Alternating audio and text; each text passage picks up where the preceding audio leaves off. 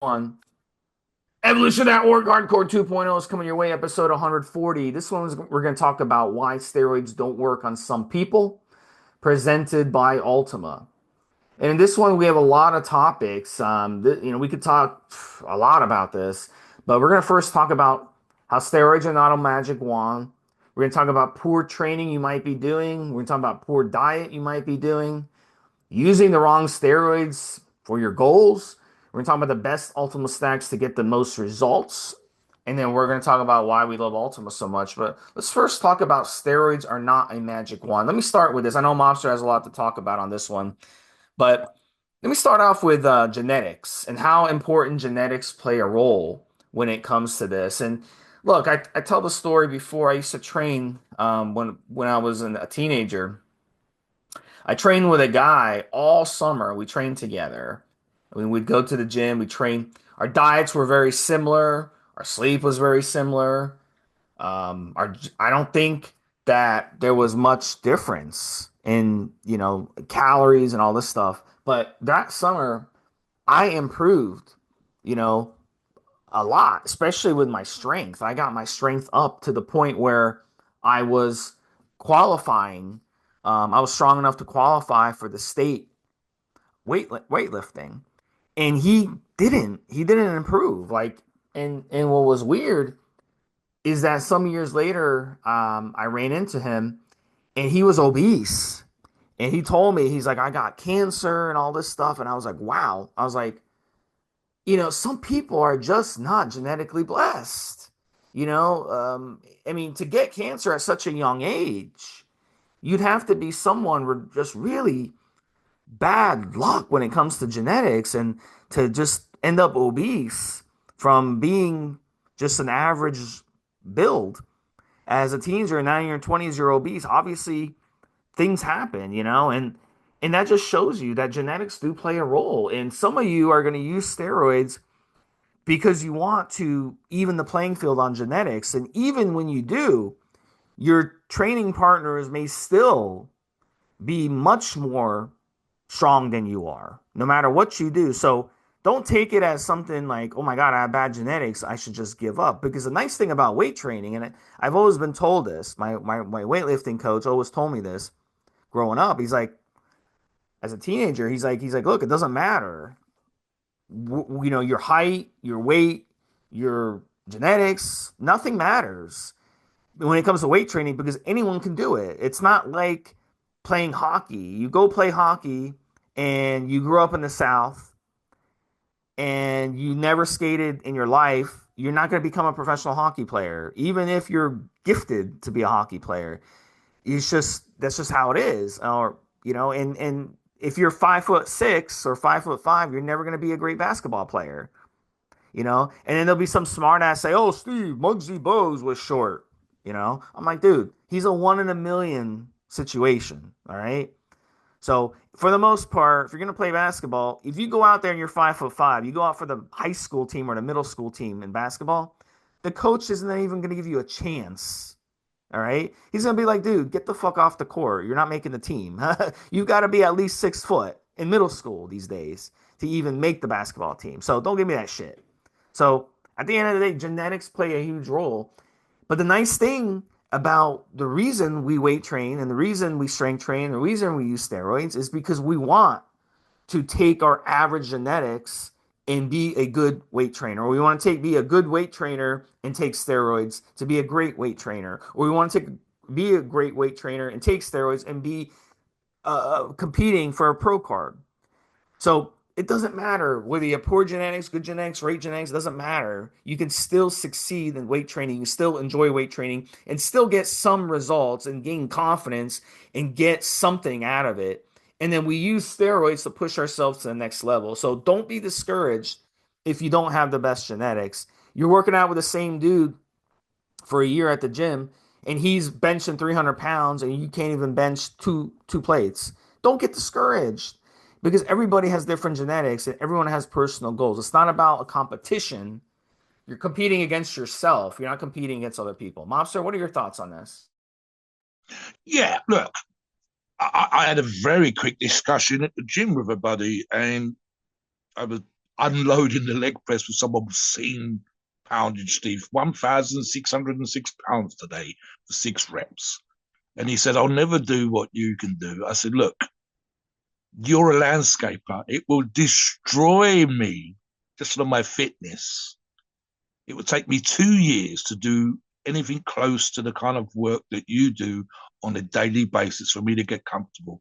And I've got to be honest, if I don't fucking want to. So he's genetically set up to do what he does. He's lean, he's muscular, he's way more better condition than I am. Equally, I've been training for the strength stuff, specifically the strength focus. I've been training for 45 years, and I believe I've been training specifically for strength since the year 2000. So just coming up on 25 years as early 2025 as we do this show. Right. So it's going to take me 2 years as a minimum, and I'd have to be a lot lighter than I am to have anything like the condition that he has in order just to do his day job, which is bent over backbreaker with gravel and grass and artificial turf and all that kind of stuff that landscapers do. It would destroy me right now, Steve. I'd be in bits. I don't think I'd last more than an hour or two and be crying like a bitch. Equally, if I put 1,600 pounds on the leg press, he wouldn't move it an inch. So it's not a magic wand in that regard. An example that I actually replied to on the forums this morning, we've had, and hopefully it's going to be becoming a popular post. We've had a thread created by one of our female members where she's posted examples of the kind of athletes that she'd like to look like. And she says, I think the question related to the proportion of female athletes, bodybuilders specifically, fitness models, etc., that use steroids. And I said there's a good proportion that uses stimulants, clenbuterol, steroids, etc. But the comment I posted just before we started this show was, if your structure is physically heavy, if you've got big bones, and I mean big bones, not fat, big bone structure, then you're not going to be some slim-hipped fitness model.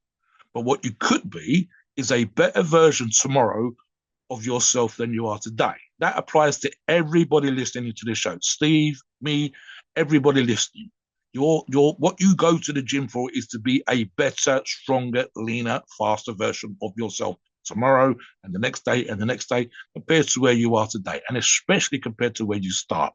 What we sometimes see, and this is where I think the question is probably best asked in terms of the magic wand thing, is we occasionally see, it's very rare, thank goodness, people that just use steroids and expect something to happen. Now, the science, let me give you the science briefly. There's a study that people refer to, and I'll use the same study, which was the group as a whole was all put on a very low dose. I think it was 200 milligrams there or thereabouts, or something like cypionate, Steve. And part of the group did no training whatsoever. And the rest of the group was put on a structured training program. Everybody did the same thing. I believe both parts of the group were put on a semi-decent diet.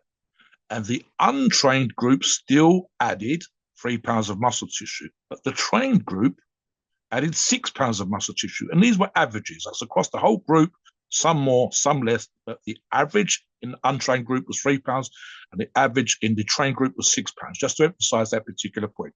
What you sometimes see is people will come to the forum and in two parts. One's like Steve said, my buddy did this and my buddy did that, and this is what it looks like. Don't worry about your buddy, worry about yourself. Worry about what you're going to get from the training program, what you're going to get from using PEDs, and get the best results you can. And that's why we encourage you to come to the forums. But specifically, a very small percentage, probably 1%, maybe less, Steve, once or twice a year, someone will come on the forums, across all the forums that we're involved with, and say something like, I took X amount of steroids, did nothing else, and they are literally admitting that they didn't change their diet, they carried on smoking and or drinking or whatever, or not doing those two things, or no training, and they expected something to happen. Well, no. You're not going, it's not a magic wand. You are not going to get that physique that you want, the one in the magazine, the one you see in the movies, the one that's on the bill posters advertising some sort of perfume, just by using steroids, just by using performance enhancing drugs, just by using SARMs, you might see the tiniest increase, almost notable, for example, in using energy levels. You might see a small variation on the scale, but it's not a magic wand. You're not going to get that fairy godmother transformation. You're certainly not going to drop 10, 15 pounds of fat, add 10 or 15 pounds of muscle, and have a six pack that you never had before if you're not fixing the diet, if you're not fixing the training. And even as I said in the study, that £3 difference, £3 is a third, maybe a little bit under that of an inch, slightly over a quarter of an inch. That's pushing it in terms of noticeable difference to your physique. So it's super, super important that you understand as much as steroids or performance enhancement drugs can be effective, and specifically when you're using a great brand like Ultima, you need to put in the work. You need to be cast iron on the diet. I'll bring Steve in just to talk about training logs again, Steve, but where do we see the best results? We see the best results, and I'll get Steve to talk about this as well, when the person is focused, when they don't miss a training session, even if they're only training 3 times a week, when their diet's on point, when they're posting up their meal prep, everything. Those, and they, as often as not, Steve, we're not talking about high doses of steroids. So talk about the people that get the best results versus the ones that do not. Yeah, if you go into a steroid cycle, I call it being naked, mobster. You just go into a steroid cycle. It's just like showing up to a triathlon one morning. You're like, you know what? There's a triathlon tomorrow morning. Like if you woke up tomorrow, mobster, and you said, you know what? There's a triathlon in London. I'm gonna take the train to London early in the morning. I'm gonna get there.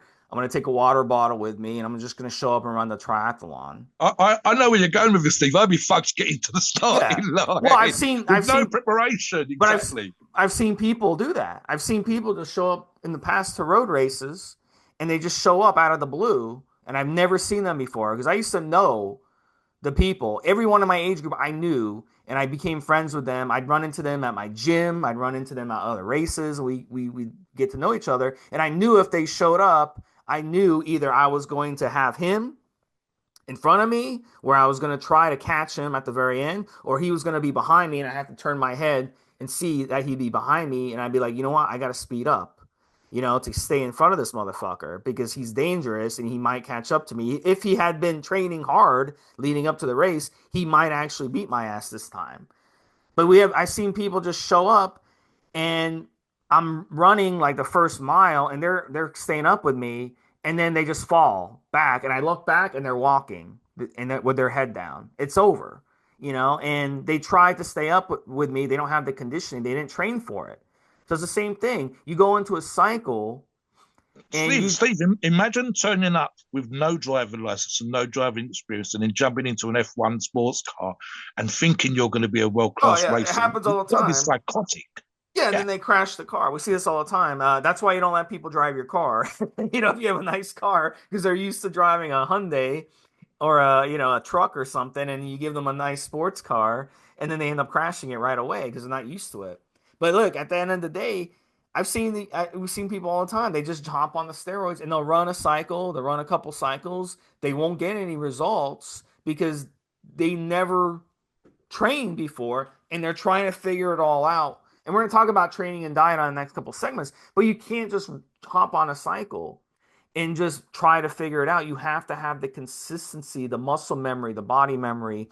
And then when you do that, you'll be like, wow, I'm actually able to break through this plateau and take myself to another stratosphere using anabolic steroids because anabolic steroids work, and they help break down barriers that make it easy for you to put on more strength, make it easy for you to put on more muscle, make it easy for you to increase your metabolism so you keep body fat lower, even when you're eating more food.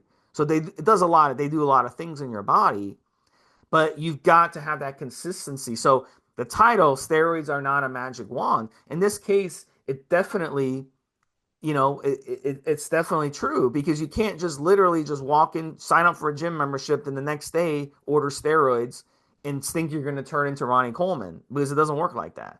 It's unfortunately with weight training.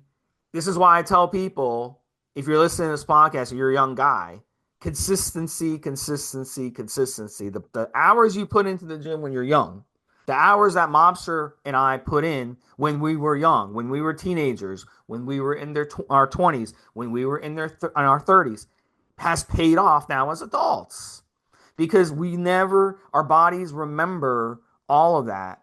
So for us, even if Mobster and I have to take time away from the gym for months, anything can happen. Mobster could have a baby. I could have a baby. We could get divorces. We could have an illness or an injury where we have to take time away. And we can always come back to it and it'll come back to us quicker. But if you don't have that muscle and body memory, you're not going to be able to bring it back. And there's nothing that to tap into. So you have to have that consistency and have that years of training under your belt. Years of training. I went 13 years, Mobster, training before I even touched steroids. You went even longer. You went like 20 or 25 years. But if you just hop on steroids after a year or two, you're probably going to be disappointed and you're going to realize you're going to have improvements, but you're probably going to be a little disappointed on what kind of gains you get. So you really want to put in the years of consistent training before you hop on the gear. Mobster, touch on that before we move into training and then move us into training. Yeah, so listen, absolutely, guys. I mean, this is about getting the minimal response versus the best response you possibly could. So keep that in mind as we talk about training. Let me give you a couple of examples. And I don't want to sound too judgmental here because the example I'm going to give, that particular person I'm going to refer to, that might be what they want. Okay. So I've used this person as an example in the past, Steve, where I've been going to my local gym now since mid to late 2012. And as we do this show, we're coming up on 13 years. And there's one particular person, perfectly nice fella to talk to, Steve, looks in reasonable shape, but I don't think I've ever seen him do more than 3 plates aside on the leg press, ever. And most of those reps with the 3 plates, he even puts his hands or his elbows or whatever across it. It's just whether he's measuring the depth, I don't know. And he's been doing that probably for the last 13 years. He's barely changed, if at all. I think if anything, he's got some grey hair, maybe changed his hairstyle. Otherwise, nice fella, easy to talk to, but physically, in terms of his muscle build, size, whatever else, there's been little in the way of transformation. We also see, and I occasionally see this on the forum, and I commented on a log yesterday. And in fact, the person himself made a similar comment, so I was only echoing their sentiments in this particular example, where I'd seen a previous example, which I referred to, where someone was doing a set number of sets, let's say 5 sets of 12 reps. And in the example that I was referring to, they'd managed to get through the whole workout and hit the 12th rep on the 5th set every single time. And I suggested that if a person wanted to grow, if a person wanted to force a muscular reaction, i.e. the muscle to get stronger, harder, bigger, to see workout 1, workout 2, workout 3 with the same sets, the same reps and the same poundage and expecting to see a transformation without that person pushing themselves outside their comfort zone because they were hitting the same numbers every single time. That's impossible. If you go to the gym and you say, I want my biceps to get bigger, and I think what's the phrase that we sometimes see, Steve? Doing the same thing again and again and again and expecting to get different results. If you go into the gym and staying in your comfort zone, staying in a particular set range, rep range, and poundage range, and it's the same, then why would your body transform? Why would your body respond? As an example, and again, this is why we sometimes suggest that people talk to a PT or a coach, pay for a couple of one-to-one lessons, especially if you're new to the gym. You need to know, and again, the information's on the forums, it's in these shows, it's in our articles. You need to know what is the best way to work your shoulders, the best way to work your arms. Think about why you're going to the gym. Let's say it is to have better arms or better shoulders. What's the most effective way to train? We do some research. You come on the forums and you ask, what's the best set and rep range for you as an individual? Again, there's ways of working it out. We can make some suggestions. You can always change it if it's wrong. So you must understand that you could have every single anabolic steroid access, especially to every single PED, performance enhancement drug there is, But if you're not putting in the goddamn work, if you're not putting in, if you're not training hard, if you're not forcing a response or reaction, then why would your body change? Now, it's difficult, very, very difficult to explain what we're talking about when we say training hard. Well, hard for somebody else might be different for me and Steve, might be different for you, the listener. What's really, really uncomfortable for someone else might be easy for us, and so on. It's got to be difficult for you. And when we say difficult, we're not talking about painful like you've hurt yourself. We're talking about that lactic acid, the burns people like to talk about. We're talking about perhaps for some people, even an uncomfortable pump. We're talking about a little bit red faced, a little bit of a vein in the forehead, something that pushes your body. Think of it this way, guys. If I take a stone and I throw a bucket of water at it and I expect it to transform, I'm going to be there for a million years throwing water at it, the same as a sea hitting a big rock on the beach. If I take a hammer and I hit that rock with a hammer, especially a big fucking hammer, Steve, then I'm going to expect a transformation on that rock very, very quickly. Now, we're not talking about smashing the fuck out of your body, but we are talking about something that's a bit more intense than throwing a bucket of water over a stone and expecting a transformation. It's difficult, like I say, to describe because how you feel, your sense, your awareness, etc., can differ from one person to the next. But you will recognize what hard training is. And you need to understand that there's a certain level of discomfort involved in terms of straining yourself. There's an element, I think, sometimes, Steve, especially in today's Instagram and social media, where looking like it's hard work, having the pained, strained expression on your face can be a little bit embarrassing for some people.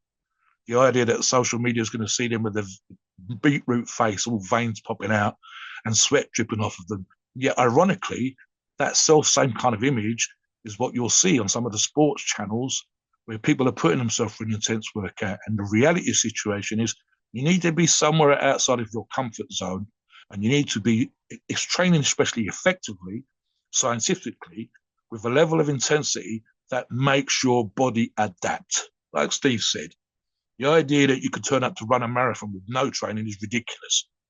But I'll give you an example, Steve, because I've run 10Ks back in the day, not as a competition, just for my own pleasure. And the very, very first time after I'd left school that I decided I was going to take up jogging, it's been some years, it has to be said, I ran around the block of flats that my mum lives in, the apartments that my mum lives in now. And it was like 400 yards. So if I was in fucking bits, I think I was coughing up phlegm from the 1970s. But very, very quickly, and it was uncomfortable each and every time, very, very quickly, I started running around the block multiple times, then around the part of the estate, then the whole goddamn estate, and then I started doing local runs. Then I would go down and do 5K, 6K on a Sunday, and eventually me and my brother and a couple of buddies got up to the equivalent of a 10K on a Sunday morning. But the first time absolutely destroyed me. And even that Sunday morning, which was relatively pleasurable, was still uncomfortable. It needed to be uncomfortable. And the fittest, I will say, the absolute fittest I got, I believe he'd run 6 or 7K, and I was ahead of the rest of the guys. And I ran a mile and a quarter, just over 6 minutes. And that's after the 6K run. So remember, day one was horrendous. Running around the block of flats my mum lived in. Day, how gone 1,000 days later, running a mile and a quarter in 6 minutes, as opposed to slightly over, I think slightly over 6 minutes. So doing an absolutely fantastic time. And that was after running 6 kilometers. Again, I'll be a lot lighter than I was and a hell of a lot fitter. But the same thing requires the training. There's a thing with training as well, Steve, that you have to put in some time. And part of that is the learning process. I'll focus on that particular point. Steve and I, and I'll bring Steve into this as well. Look, when it comes to training, part of the learning process is literally just learning how to get mechanically the best from a movement. And I'll suggest the barbell curl. If you're young and you're struggling to curl a bar, one of the first things that happens, you get a horrendous forearm pump. You want to train your biceps, and yet there's your forearm pump. Why? Just because you haven't used a certain level of strength to grip the goddamn bar.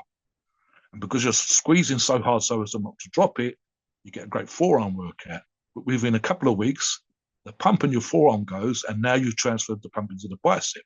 Now, providing you're not throwing it around like a crazy person, hitting people in the gym with the bar or whatever else, Steve, maybe you've had a buddy show you how to do it slowly and how to put your elbows at a certain position and how to grip the bar, space and whatever else. And it might still just be the bar.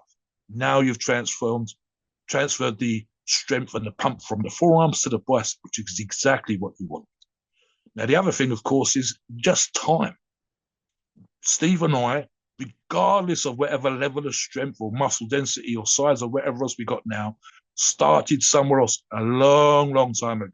It doesn't matter if we were great at the beginning and we got greater or we were rubbish at the beginning. The reality of the situation is we progressed. And the same applies to you. So do understand that you might need some help. There's only so many videos you can watch or books you can read or magazines you can refer to. You might literally need someone just to show you how to hold your hands or put your elbows. And this is just for curls. It can apply to any exercise. I've shown people, Steve, how just literally changing their feet, the space between their feet on squats makes a difference. The amount of weight they'll move, how much muscle they'll build, if the volume, the rep difference that will make between strength and muscle building and so on. And all of that, sometimes you can read it and not get it and then do it in the gym and get it straight away. So you have to understand that poor training will give you poor results. Good training, great training will give you great results. Talk about the learning process, Steve, before we move on. Yeah, and I'll give you an example of squatting. In squatting, it's considered the most intense and uncomfortable lift. A lot of people just don't even do it. They're like, it's too much. So if you're training your legs and you're not struggling, you're not having those shaky legs, then how are you supposed to stress the body to elicit a response? Why would the body improve? So you can't. I'll give you an example. If you can't eat a large meal and then go do squats without throwing up, okay? And if you are able to eat a meal, like say you go eat hot dogs and cheeseburgers and French fries, you go to like fast food joint, you get a big meal with a big fucking soda, okay? And then you go do squats. If you're not throwing up after eating all that junky and greasy food, then you're not doing the squats correctly. You're not pushing your body. And I'll say this. I'll say you're listening to this podcast. This is a steroid podcast, right? This is an underground podcast, right? You're listening to this because you either use steroids or you want to use steroids. So what the hell is the point of you using steroids if you're not going to go in there and train smart, efficiently, but also balls to the wall?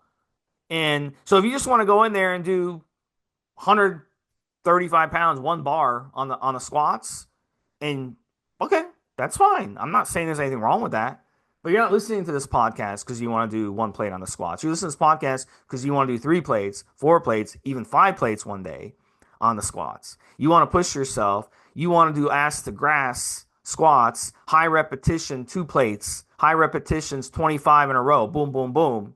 And if you ate a cheeseburger and French fries and soda before you did that, you're going to be running to the bathroom. It's going to be coming out every which way. It's going to be coming out all 3 ways, out of your body. And your body's going to find the way to get rid of that nasty food because it doesn't want it, because it's under too much stress. So you've got to realize that and think about, hey, am I training hard enough yet? And if the answer is no, then wait on steroids. If the answer is yes, then fucking run steroids, and you'll go train even harder on steroids. But it's about training smart as well. Let me touch on nutrition now. Let's move on to poor diet. Let me start us out. And look, to build muscle and strength, you need nutritious food. And look, if you're trying to cut down and harden, then you need to eat clean. So, and look, I've seen people eat like crap on steroids and still get results. We see it, okay? And especially like if they run Tren and they run Clen or they run Winstrol or Masteron or something like that, they run a cycle like that.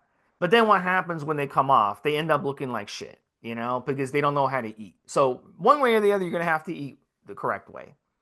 And 99% of the time, they look completely different off cycle. One of those people, they'll go on cycle and they'll snap some pictures and put it on their Facebook. And then off cycle, you run into them in the grocery store or at the gym or something, and you're like, I seen you on the forum. And then you look at them and you're like, man, this guy doesn't look like anything like what he looks like in his pictures because it's all bullshit. He oiled himself up, he got a tan, he's in the middle of a trend cycle where he's peaking, and then off cycle he looks like shit because he doesn't know how to eat. He doesn't know how to train or he doesn't know how to eat. So you've got to come on the forum and check out the logs. Look at how the guys with the best physiques are eating. Okay, they aren't eating junk food; they're eating high quality food. Okay, and especially the Australians on our forum, Mobster, they are the absolute best at eating clean. 100%, Australia, Steve. Yep, yeah, yep, I've it's. seen it. I mean, I don't even need to know where you're from. I can tell if you post up your diet. I can tell where you're from. The American diet is shit. Okay, we have people come on who are Americans eating like shit. Okay, and then you have Australians. They'll post what they're eating. It's all fucking clean. Like their burgers are clean, and then the Americans will post up a picture of a burger. And it's like all greasy with fucking fake cheese and nasty bread. This fake bread that's all fucking got emulsifiers and all this refined shit in it and fake. It's all fake food, So come on the forum and watch how they're eating. You can eat the same way. You can eat the same way, and eat nutrition, and that will get you where you want to go. Monster, touch on the nutrition a bit before we move on to the next topic. Let me use the example that Steve refers to, where a person was using Tren and Clen, and we've seen this a couple of times, as Steve said, and they got results. And what did I say in both the shows when that came up as a topic, Steve? Was how much better the results would have been if they had been on point. They might have dropped 4 pounds of fat. They might have gained 5 pounds of lean muscle tissue, and their diet stayed the same, aka if it fits your macros, or just following the same shitty diet they had before. How much fucking more muscle would they gain? How much more rip would they have got had they been on point? I'll use another example. I've referred to this multiple times, Steve, saying if the top Olympian bodybuilders, the open class, the classic class, you name it, male, female, these people have the best genetics on the planet for being lean, for being muscular, for being strong. And even in strength, even in the strength stuff that I'm associated with, the ones that have the best diet get the best results. And the top Olympians, and I've used Dexter Jackson multiple times, 2008, Mr. Olympia, saying quite clearly that my predisposition, my genetics are for being ripped. My name as a pro bodybuilder on stage, my nickname was the Blade, referencing the fact that he was always shredded, he was always in shape, and yet I had to eat cleanly because every other motherfucker I was up against has the similar genetics to me. They are predestined to be muscular. They are predestined to be Mr. Olympia type physique standing on stage. You have 18, 19, 20 bodybuilders. Therefore, I had to eat cleanly to win. I had to eat cleanly to be in the top three. An obvious example is, Steve, and occasionally this is the case, where I've seen people be as on point as it's possible to be, and they're not competing, they're not looking to go on stage, but as on point as it's possible to be on cycle. And then the moment they come off cycle, they revert to the previous behavior when it comes to eating. And the reality of the situation is, if you go back to what you were doing before, your body wants to go back to doing what you did before. And I need people to get this mindset of diet, not diet, out of their heads. You can certainly eat cleanly, but you need to have the whole lifestyle. And I'm talking especially to our listeners that want to get into shape, that want to lose body fat. You cannot eat the way that you used to eat, having had a diet, having got into shape. And if you go back to what you ate before, the crappy food, too many calories, etc., your body will revert. You need to manipulate that. The classic example again is people will talk about, and I quote, losing all my gains after the cycle. Again, if I weigh 200 pounds on cycle, I went up to 205. Let's be generous and say I went to 210 pounds. It's not a huge difference, but I need to eat protein and fat and carbs for the new body weight. I need to eat for 210 pounds. I do not need to go back to my 200-pound diet. I need to change that variable. cling to the new diet. And again, this is the difference between getting okay results or some results versus getting the best results.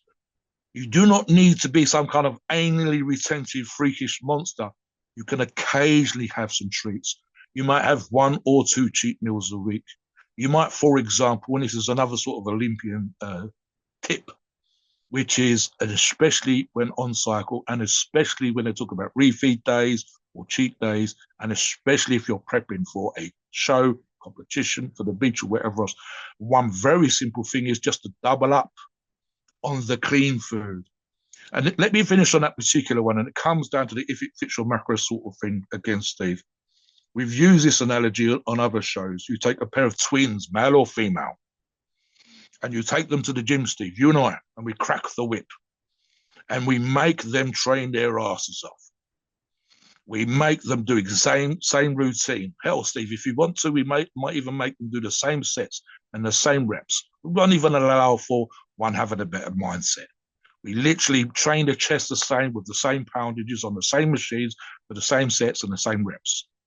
We know that the one with the better diet, the cleaner diet, the more controlled variables in terms of protein and calories, etc., etc., etc., will have the best results. It might be a couple of pounds of muscle tissue more. It might be another quarter inch or a half inch on the chest.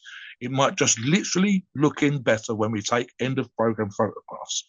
But the one with a better diet will have the better results. There's no argument here.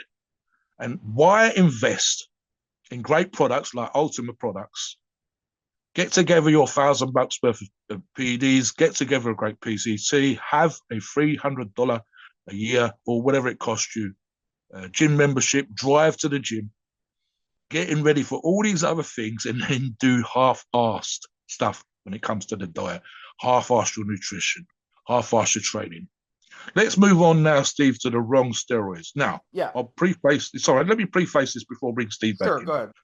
So, preface this with we have done shows, and I believe this is still the case. This is about being optimal and getting the best results. You can diet down on a bulker, and you can bulk up on what we call cutters. But what we say the wrong steroids is either ineffective products that are low dose, that are poor, come from a rubbish source, or not using the right steroid, the optimal steroid in this example, for what your specific target is. So talk about that as well, Steve. And of course, Ultima. Yeah, and as you said, we can, argue, argue. I've seen people argue this before, but oh, I could take Dianabol, I could still cut on Dianabol, blah blah blah. But is it the most efficient thing to use? No, it's not. So look, we're gonna get into specific steroids on the next subject here very shortly. But as you said, Mobster, look, if your goal is strength, then don't use a mild steroid that is designed for cosmetics and lean gains only. You know, a quote unquote weak steroid, like they say Primobolan, okay? Primobolan is designed to give you that 70s golden age look. It's not designed to put on a ton of strength. It's not androgenic where it's going to give you that aggression, where you're going to go in the gym and want to throw around weights like a gorilla. If your goal is mass, then you don't want to use a steroid that's not going to increase your appetite because then you're not going to be able to eat as much as you want. And on the flip side, if your goal is cutting, don't use a steroid that increases appetite like crazy or that adds a crazy amount of water weight. Like I said, Dianabol. Dianabol was the first oral steroid I used, and man, my appetite was insane on it. So I can't imagine the annoyance of taking Dianabol and let's say I want to fast for 20 hours and then eat a couple big meals, do time restricted eating to help me cut down and burn body fat. It'd be annoying as shit to have to go for 20 hours and wake up in the middle of the night hungry, wake up in the morning hungry, work out and be hungry as fuck. And all during my workout thinking about food because I feel that appetite. So you just got to be smart of what steroids you use. So obviously this is one that it's kind of a low hanging fruit one, but it does happen, and if you guys come on the forum and you educate yourself and you listen to this podcast, it's not going to happen to you because you're going to know which steroids are effective for what your goals are. But you'd be surprised. A lot of people out there, I've run into them in the gym. Really, they're young guys, they're really, really skinny, and I ask them what they're using, and they tell me, "Oh, I'm using Proviron, or I'm using T-Bol, or I'm using Winstrol, or I'm using Masteron." It's like, why? And you're trying to bulk, you're trying to get stronger. Why are you using these cosmetic drugs? It doesn't make any sense. So, and on the flip side, I've run into people who are like overweight and they're like, I'm trying to cut. And I'm like, what are you using? Oh, I'm using a bunch of testosterone, or using a bunch of Dianabol. It's like, why? You don't want to use those types of steroids because it's kind of what got you in trouble in the first place is overeating and appetite. So Yeah. why would you take something that increases your appetite further? It doesn't make sense. And then Let, and let me also, also, yeah, yeah. yeah. So let me also Yeah. mention, yeah, sorry, just because this particular one used to be an issue, and again with Ultima, it is not. We have seen people, and I'll give two examples here, Steve. One is, and I just see this mentioned yesterday again on the forums, this is what my source has. And another one will be, as I mentioned at the beginning of the show on this segment, using a low grade inferior product. So number one is the source, and this used to be very big back in the day. It shouldn't be something that's happening now. We were talking about our little Egyptian buddy on the forums there, Steve, saying this is what my source can get.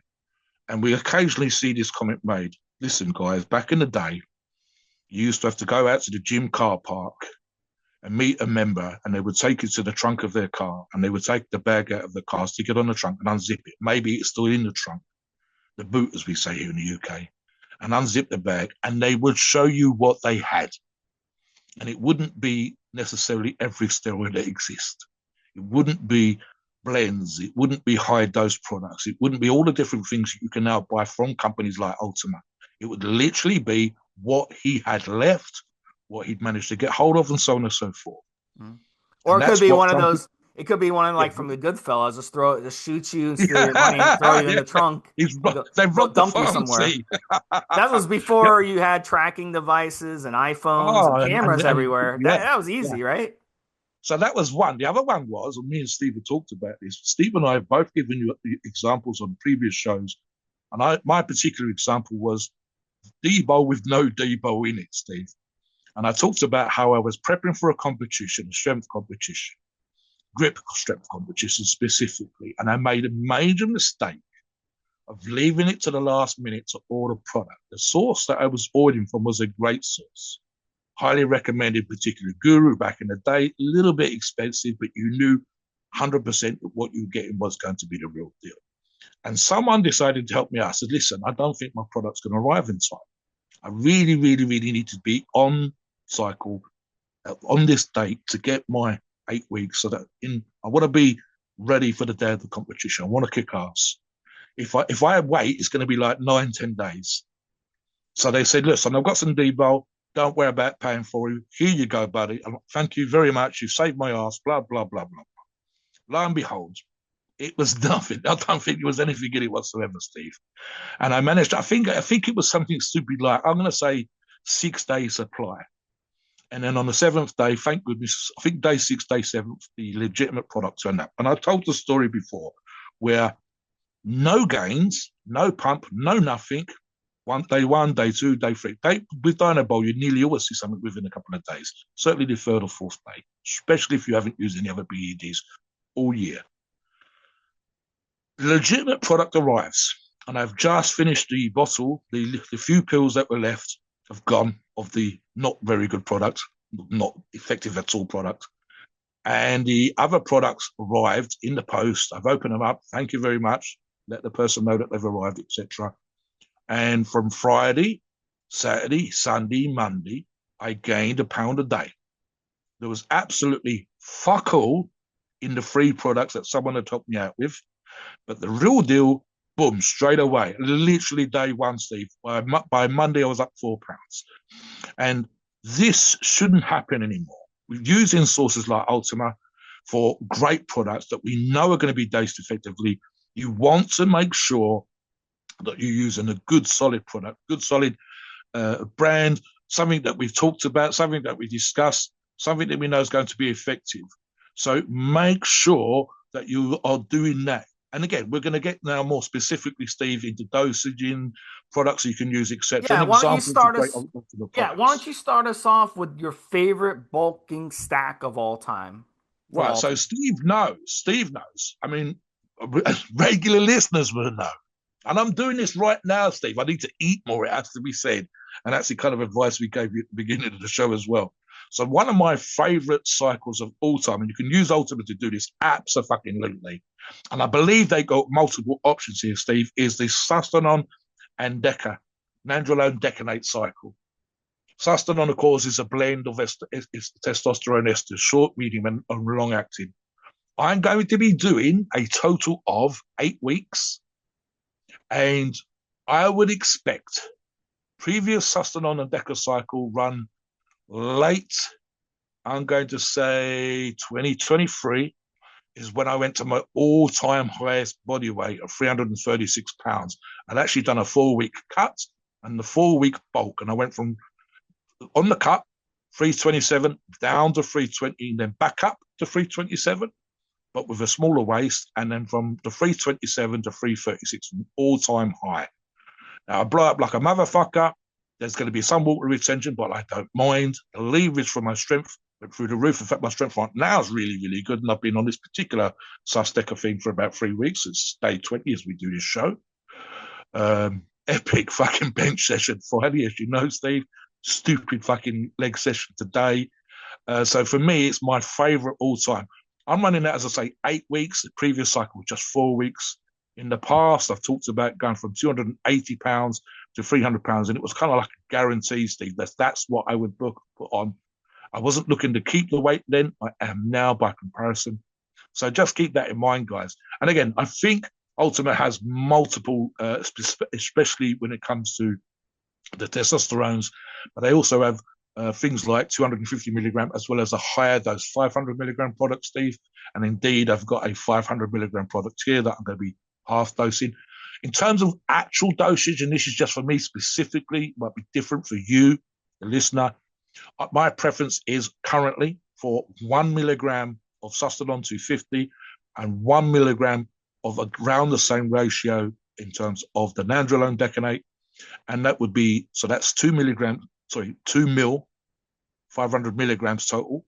And that's every 4 days. That works out, Steve, with some Provaron on a daily basis to a ground total of 1,050 milligrams per week, which, as you know, in this day and age, is relatively low, but incredibly effective for me. That's exactly the dosage and protocol that I followed when I hit the 336 pounds.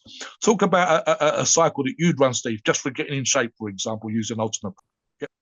And then look, let's talk about cutting and recomping, and I'll let Mobster talk about his favorite strength cycle. So for cutting, primobolan. And as I said earlier, why is primobolan so good for cutting? Because on primobolan, your strength, I'm sorry, your appetite doesn't get affected. And then using it with some anavar. So primobolan, let's say 500 milligrams a week. You could throw in a little bit of testosterone in there. You don't want to throw in too much testosterone because then your appetite will get stimulated, and Anavar is really good with it. So you could do Anavar, like say 25 to 50 milligrams a day. You can start off 4 weeks and then finish 4 weeks, or you can do 6 weeks and finish with 6 weeks. So that's a great option for that old school 70s look if you want to cut down, and it's a really really good one to use. I like it a lot. And Ultima has great Primobolan, as Mobster said, Primobolan and Anavar, the two of the most faked steroids out there. And Ultima, theirs is not fake. Theirs is legit. We've had it tested. We've had it checked. So you can be confident when you use their Prima Bowl and Anavar that you're getting the real stuff. I've used Anavar in the past that's fake. Years ago, I used Anavar that was fake. My appetite was crazy on it. Obviously, I wasn't taking real Anavar. Um, and in Prima Bolin, same thing. I've taken Prima Bolin. I've spent like $1,200 on a cycle. Like this is like probably 12 years ago, and I completely wasted my money. It was just junk Prima Bolin. It was garbage.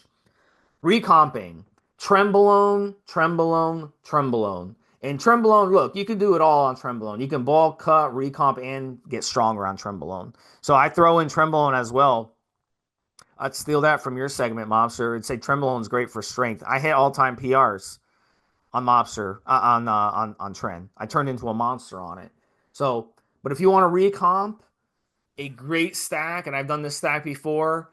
Trenbolone with some Winstrol and or Masteron with it. Just be careful of the side effects. Be careful of the head hair loss. It's gonna definitely go after your head hair. But man, is it a great recomper. You get shredded on it. You'll get hard. And with Trenbolone, look, anywhere from 200 to 350 milligrams is a good moderate dose.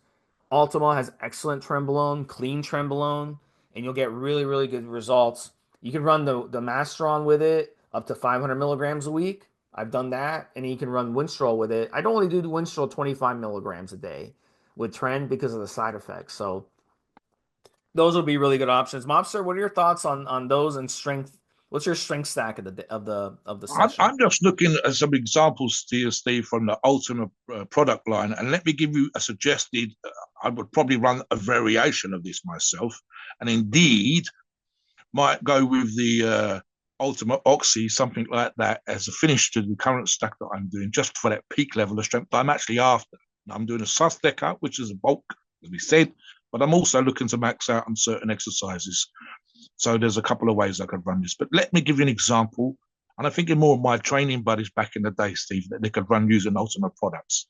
So, for example, and I've discussed this before, I don't get much from enanthate, but Ultima has a 250 milligram and a 400 milligram per milliliter option. And so, for example, my buddies would run the enanthate at 500 milligrams per week. 8 weeks was perfectly fine, occasionally 12 weeks. And I'm looking here, Steve, to combine that with a couple of things. So, for example, and this is just for strength, I'm going to use in this example, and there are two dosages that you can pick. The Ultima do an oxandrolone, a 10 milligram pill, and a 50 milligram option. So let's go with the 50 milligram option because the optimal dose for most people is 50 milligrams a day. You're running 500 milligrams in your enanthate for 8 weeks, and you're running 50 milligrams of the Ultimate oxandrolone, the single pill per day. And that's for 8 weeks. That's fairly straightforward. There's what's that? 350 is 850 milligrams total for everything for the week, Steve. And just in the last week or two, and I like to keep this particular steroid down for relatively short periods of time. Some of you might push this out to 4 weeks, especially if you're doing a 12-week cycle. But this is the Ultima Halo testing, which comes in a 10 milligram option. I'm probably going to look at that. And again, it's just for the last couple of weeks. It's relatively harsh on the body compared to the other two. Probably about 30 milligrams a day, Steve. In fact, arguably, you could probably push the dosage on the day of a competition or the day before a competition, specifically in my buddy's case, strongman competitions, to a higher amount, up to maybe 100 milligrams, but only for that very short period of time. Otherwise, 20, 30 milligrams a day for the last 2 weeks. And look, what you're looking for there, guys, is you're putting the training in, you're putting the diet in, like we said earlier on, and you're peaking in terms of your strength levels. And what you want to do is encourage that peak even more, guarantee, if you like, so that you're at your absolute best, your optimal level of strength. You still might get your ass handed to you guys. The other guy might just be stronger than you, but it's about being the strongest you that you can be, the best you that you can be, and the dice go where they want to go. The cards flop down where they want to flop. If the other guy is bigger, if the other guy is stronger, that's it. But let's make it hard for that motherfucker. If he beats you, let him sweat and look in your direction. And if you beat him, it's because you prepared properly. You trained your asses off. You dieted your asses off. You made the weight. If you're lifting in a weight limited federation or class, and you are the strongest you can be for that body weight. If, like me, Steve, you lift as an open lifter, then the biggest, strongest motherfucker you can possibly be. And this is about getting sensible dosages there, Steve.